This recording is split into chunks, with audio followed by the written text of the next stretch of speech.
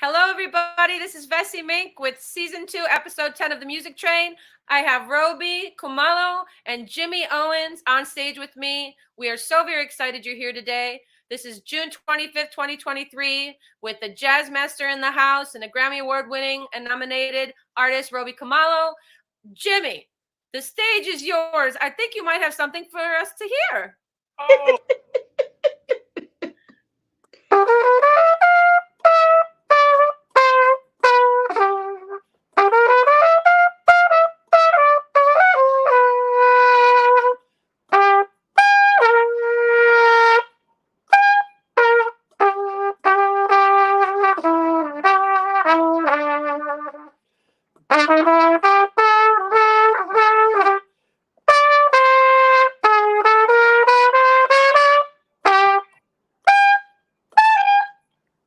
All right.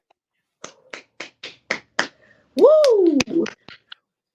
You know, That's even though that's the blues. Jazz is the heartbeat of the world. Dum, dum, dum, dum, dum. Absolutely. Absolutely, because technology can be the headache of the Oh, world. technology is the headache of the world. But luckily, there's the blues. That's right. And luckily, we have you here with us because you are an NEA Jazz Master. You were inducted in 2012. And there's very few of you Jazz Masters on the planet Earth, especially right now in 2023. Can you tell us a little bit something about when you were inducted in 2012? Yeah, that was a very, very wonderful time. And just knowing that the NEA Jazz Masters program from the National Endowment for the Arts is a program that honors jazz artists. It is the highest award that the U.S. government can give a jazz artist. And I'm one of maybe 165 or more jazz artists that have received this award since 1982. Wow. And you know, you're in the bed of so many great jazz artists. I know you've worked with Max Roach, Art Blakey, Duke Ellington, Charles Mingus, Dizzy Gillespie, Count Basie, and so many others. So Yes. what are you going to do to celebrate your birthday that's coming up in December? Because I know you like to have parties and do things. Are you Thinking about having a party. This will be my 80th year.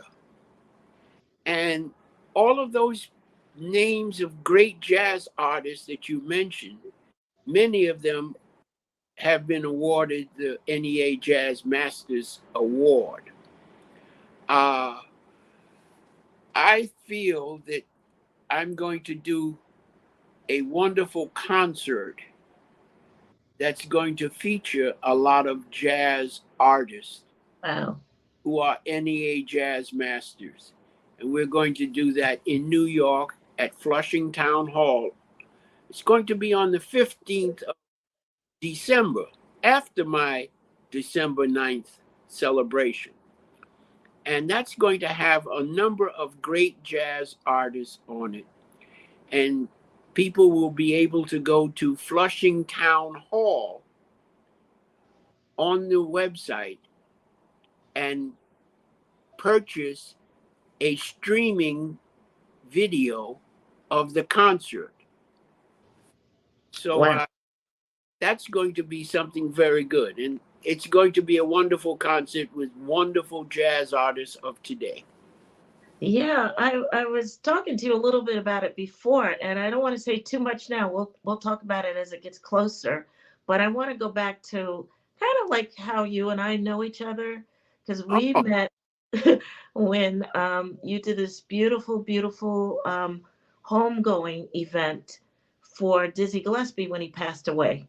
right. Well, Dizzy had died in January of 1991. And in September, we put together this wonderful tribute to him that I called 100 Trumpets for Dizzy. 100 players. And I was holding this up because this is what you were able to, make sure I had this event to go to because I got to sing one of Dizzy's songs, Con Alma, with a Right? wonderful choir. But you had this little birthday invitation on there. When I opened it up, I realized, like, wow, you were like 50? You Oh, invited me to your 51st birthday party? We've known each other a long time. And right. you've been able to help me with my children's records over Oh, the years, which I want to thank you for again.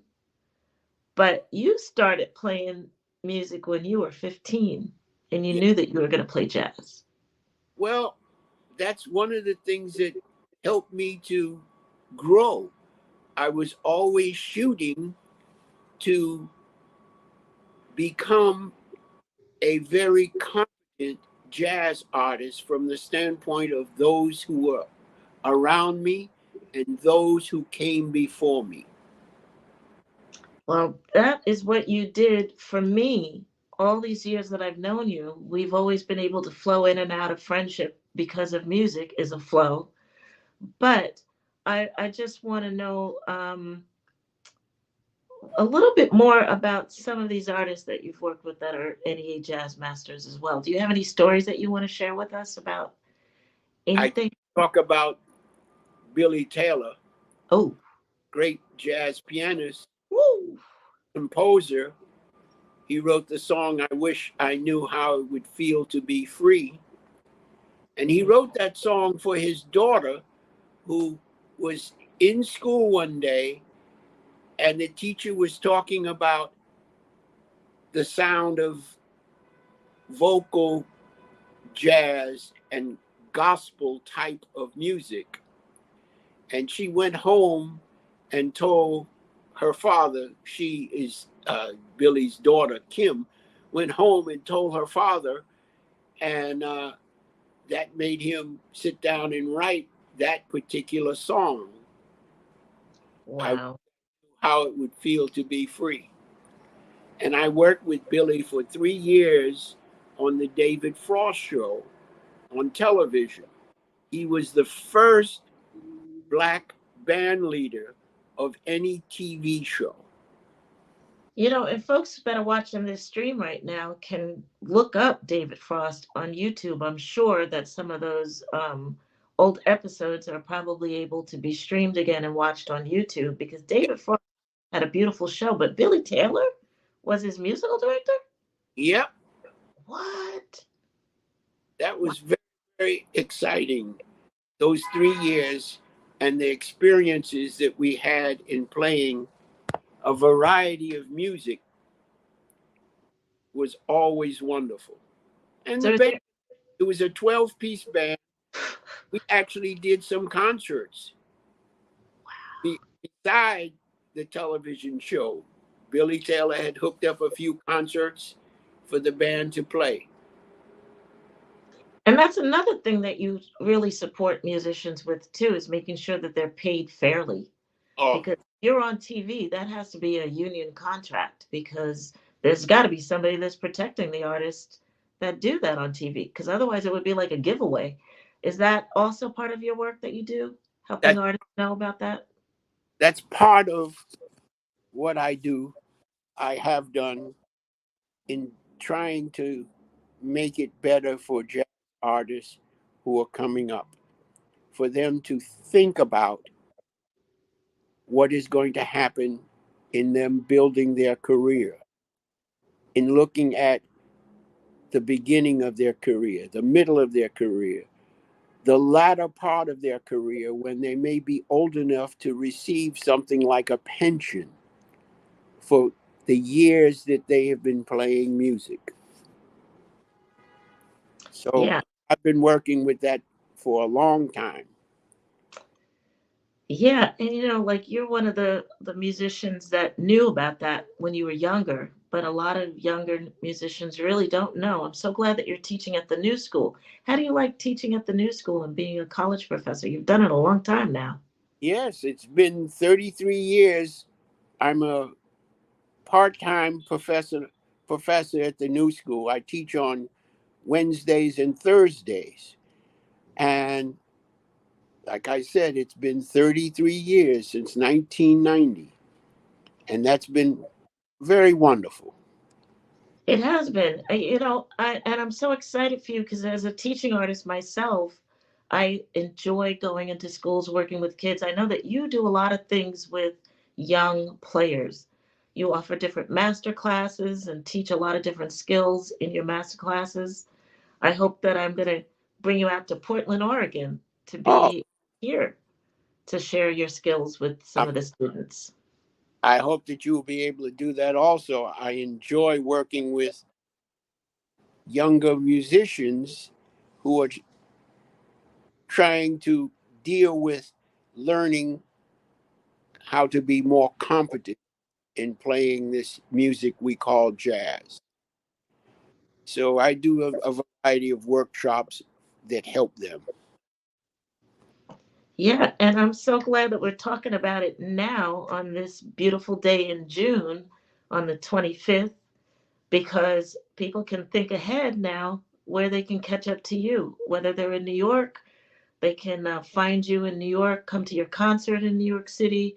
But if they're a student in high school thinking about studying music, would you recommend the new school?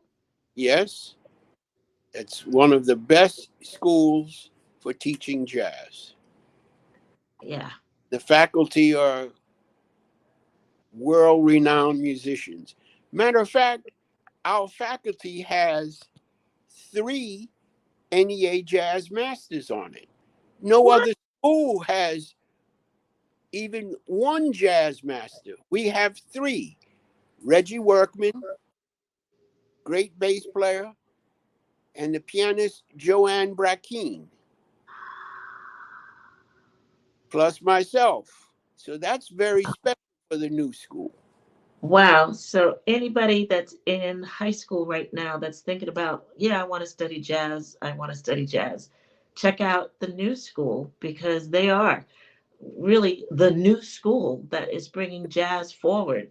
Some of them old schools have jazz programs too, but they're not like the new school because you got to keep moving forward. And that's what jazz is, a music that has a form like blues, which goes way, way, way, way back in terms of music. And then you bring it forward with the way you teach and That's that horn that you play. And you play like the flugel and yeah. you play the trumpet? I play the trumpet and the flugelhorn. The Wow.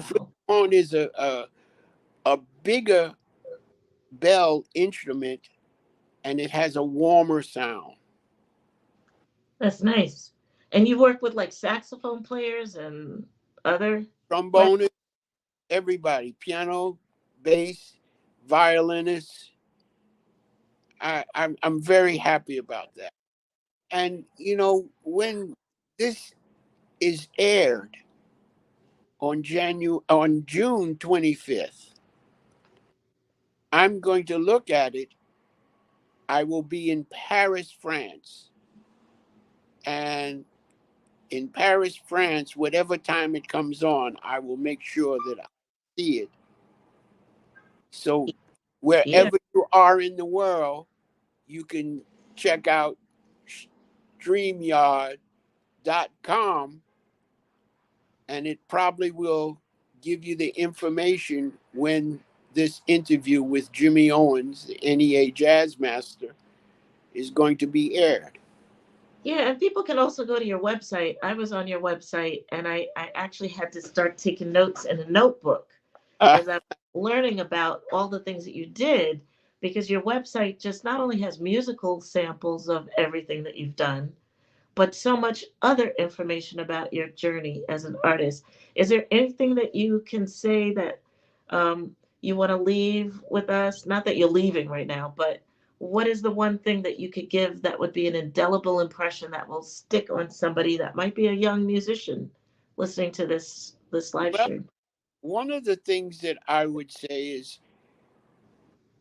to this young musician to work on mastering the basic technicalities of your instrument. And when you do that from a jazz perspective, you are also doing it from a perspective of thinking. You have to think about many things and learn how to do them on the instrument without them being written out. It's about the mind, and thinking is what's going to help you to learn your instrument better, as well as being able to project more emotion through your instrument. Jazz artists are very special. Not only are we interpretive musicians who take a melody like Body and Soul or a melody like I Remember Clifford and interpret that melody, but we also are creative musicians where we have to take a material, any kind of material, and create something new and different. So that makes us very special. It definitely makes us special because even like today, just getting to StreamYard right now was a lot of technical challenges. So when you were talking about if you're going to play jazz, know your instrument, know your techniques, know how to work your instrument. So if we have all this technology, none of us really know what's going on because technology keeps moving quickly, quickly forward.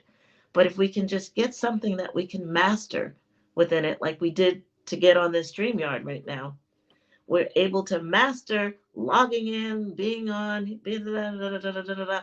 I am sure Yeah, that your trumpet would you're express coming in in, a and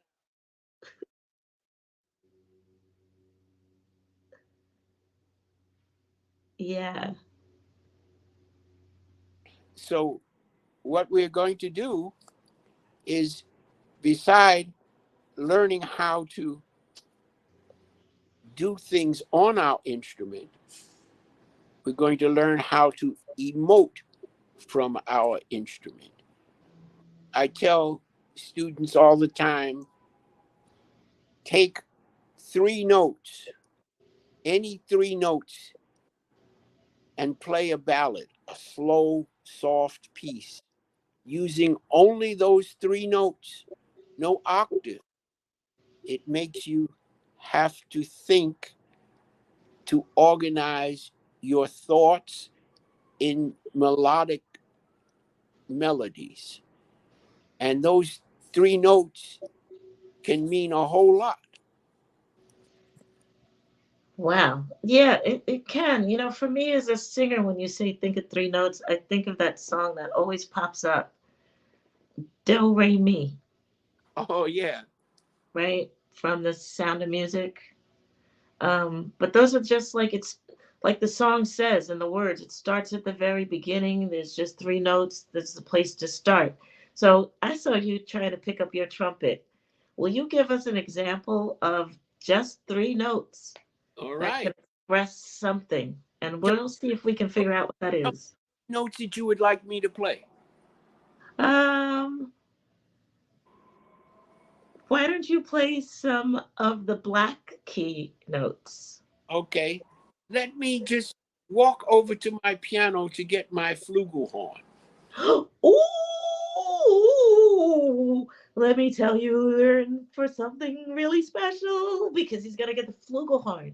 And all of these instruments Jimmy is fluent in, but this instrument, check this out. All right. So now, what note would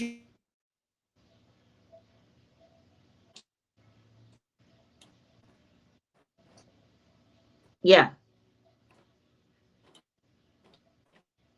you kind of a give pentatonic. me three music?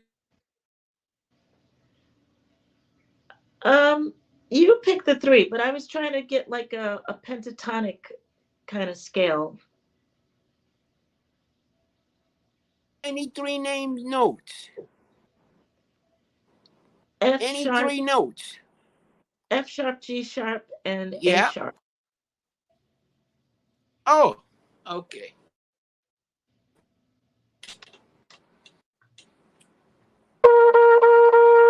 Here are the three notes.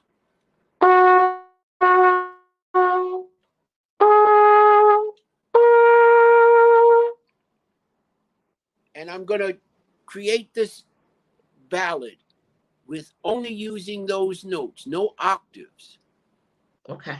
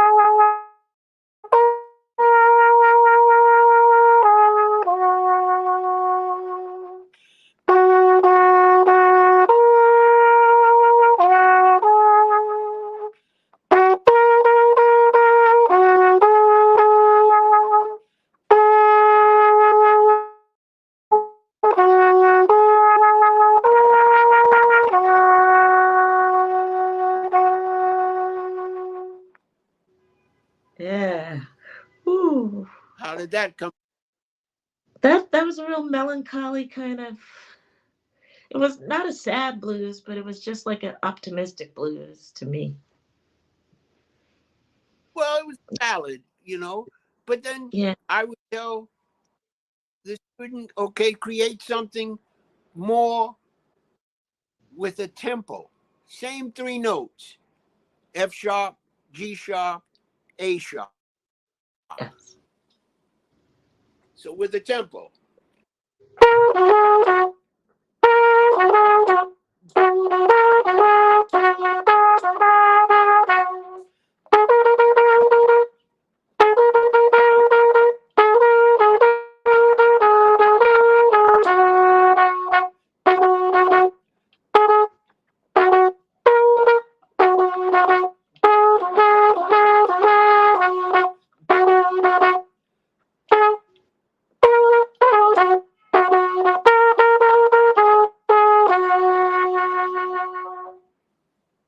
Yeah.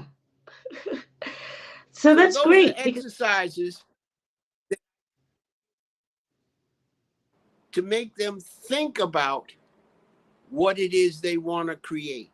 You see, it's unfortunate that many times students have an abundance of notes and they decide to play 5,000 notes in 4 beats instead of playing something that people can understand much easier. yeah, that makes sense because I think sometimes when you're Right. going on a bandstand, you're new to the form of music of jazz, you just want to play everything that you've learned and worked on. But sometimes less is more, Right. more or less. Less is more. And that's one of the things that Miles Davis taught us a long time ago. He wouldn't play a lot of notes. He would create melodies with Mm, fewer notes. mm.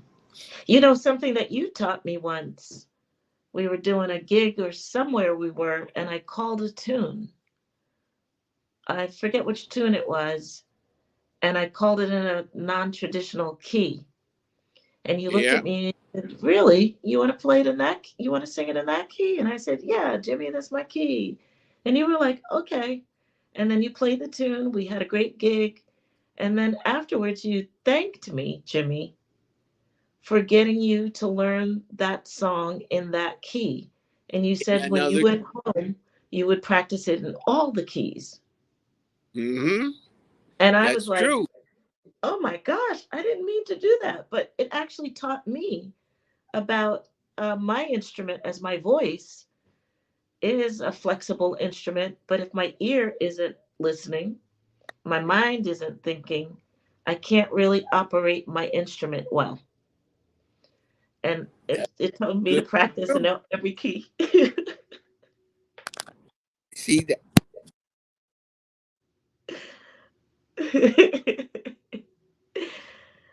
So we're here with Jimmy Owens, and there could be some technical difficulties that are going on, but needless to say, Jimmy Owens is an NEA Jazz Master. You can go to his website, which is jimmyowensjazz.com.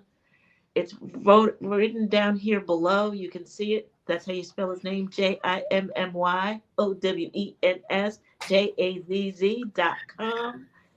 And boy, isn't he a firecracker.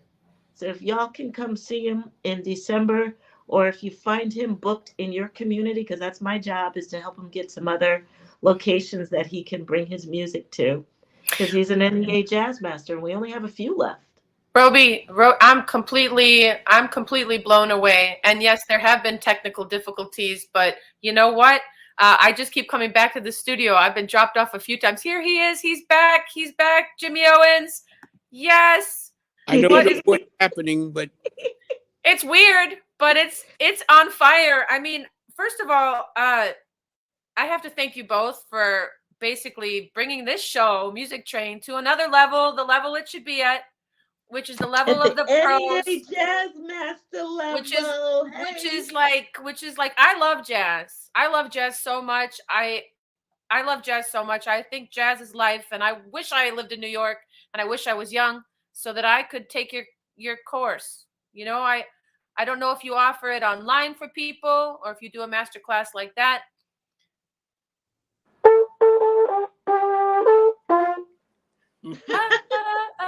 Yeah. Yeah, well, thank you, Jimmy. This has been like impromptu.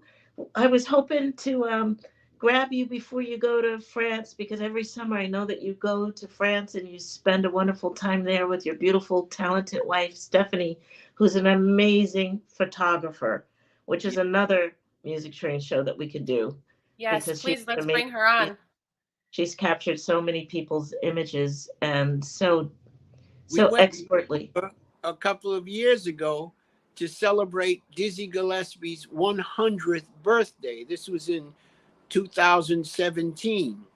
And he had a photography show called the Dizzy Gillespie Legacy.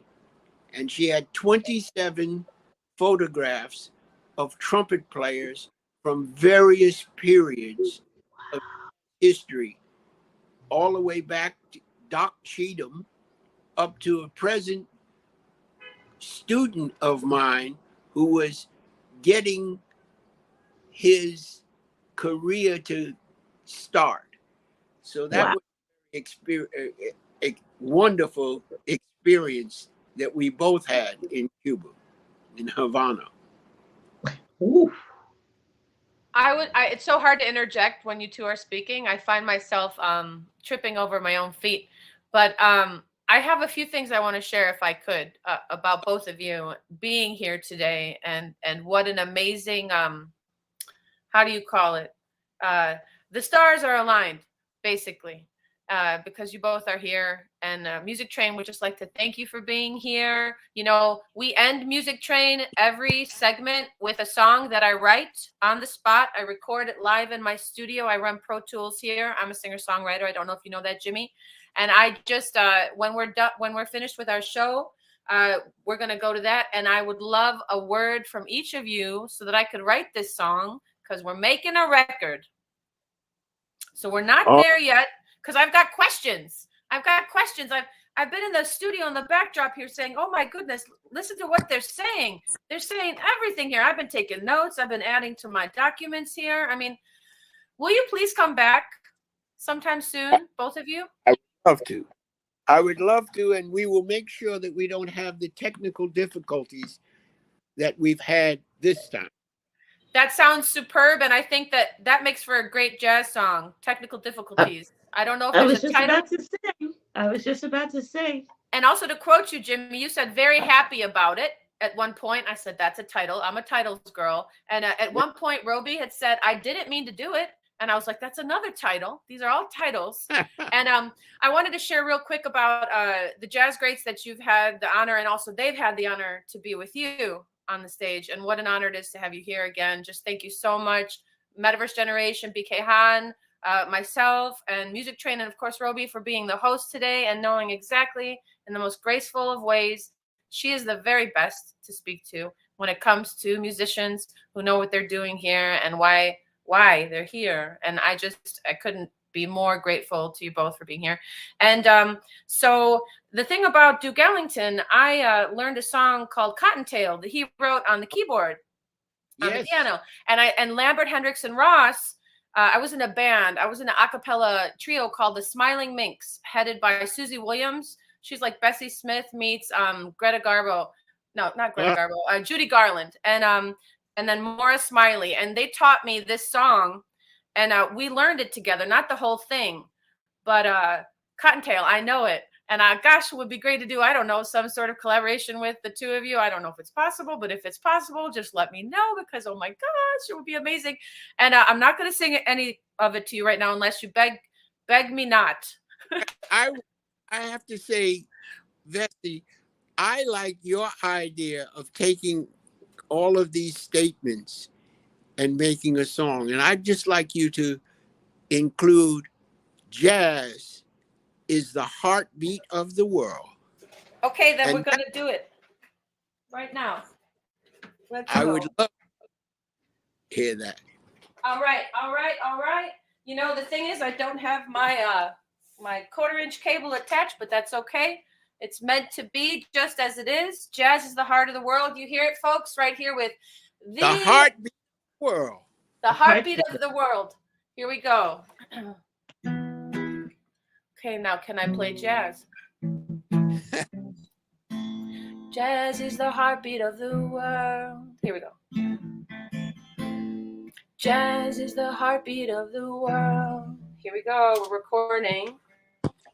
Okay, here we go. 1, 2, 3. Jazz is the heartbeat of the world. Can you hear it beating? Boys and girls, it's beating in your heart. Jazz is the heartbeat of the world. No other like it in the universe. Jazz is the heartbeat of the world. Robbi, is it not so? Jazz.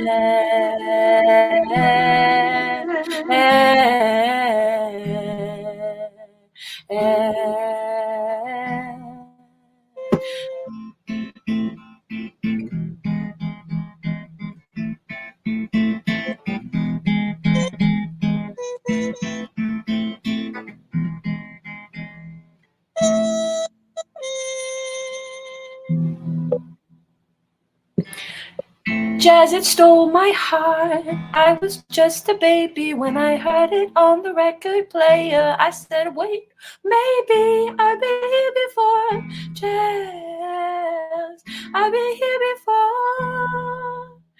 Jazz is the heartbeat of the world. Yeah. Oh my God.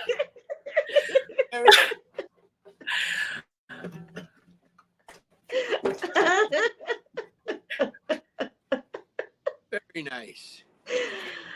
Hey, this was wonderful. Jimmy, thank you so much for your time. Oh, I'm glad I could do it. Yeah. And another title. I'm glad I could do it. I got to write them down. Can we make a record? that's good. We'll work on it while Jimmy's in France this summer. And your concert's coming up for your birthday in, what was the name of the special place in New York? In December, Flushing Town Hall. You heard it, folks. Flushing Town Hall in December. You need to go there. You need to see Jimmy Owens live for his birthday celebration concert. I really want to be there. I hope I get to be there. Robbi, are you going to be there? I don't know. I'd like to, I don't know. I'd like to. Oh, I've lost my image here. We can Well, hear we you. You look we good. can. Glad I It's can. I'm glad you can hear me. and we can see you. We can see you. What's interesting about this is that I feel because faith more than fear. That's what I'm working on. And each time I thought I lost you guys and that the stream wasn't working out, it was only my Wi-Fi that was off. So when it booted me out of the room, I didn't end the broadcast. I couldn't, but I could get back in and it was still going and it was clear as day. So faith over fear is my lesson. Not that I Right. made up, It but somebody sounds told great. me that. It sounds good. And this is kind of the beauty of jazz, because jazz, you can flow in and flow out. It doesn't mean that the beat is stopped. The beat continues because jazz is the heartbeat, and it will always continue. Sometimes it speeds up and goes really quick, and then we lose things, and then it isn't that. But if you just look around, there it is. You can always find the one. It's ready. Go ahead. Yeah. Yeah. Thank you, everybody, for joining the Music Train for season 2, episode 10, with our special guest host, Robbi Kumalo, the one, the only, my dear friend, and her amazing friend, Jazz Master, Jimmy Owens, JimmyOwensJazz.com. Go to it. Go to it. Start studying. It's never too late to start studying. And I would like to go to the School of Jazz, the new school. Please, please be my teacher, both of you. Robbi, you're already my teacher, but I don't know if we could do something online, master class. I want to do something. Maybe we could host a class for Music Train. I don't know. Teach Well, them by we'll the figure week. something out. We'll figure Yeah. something out, because I just always will uplift Jimmy, because he's a very important part of American music. I And agree. And I'm just like, God is shining down. Thank you, God. Thank you. Thank you for today. Thank you for this jazz. Thank you for this life. Everybody stay in touch and keep your ear to the ground. Listen to the beautiful music that's making the sound, the nature, the trees. It's all everything we're doing here with this amazing jazz great Jimmy Owens, jazz.com. Go see him. And we'll see you next time on the Music Train. Thank you, everybody, for tuning in. This is Vessy, Mink, and Robbi Kumalo, and Jimmy Owens bye. Jazz over and out. Thank you.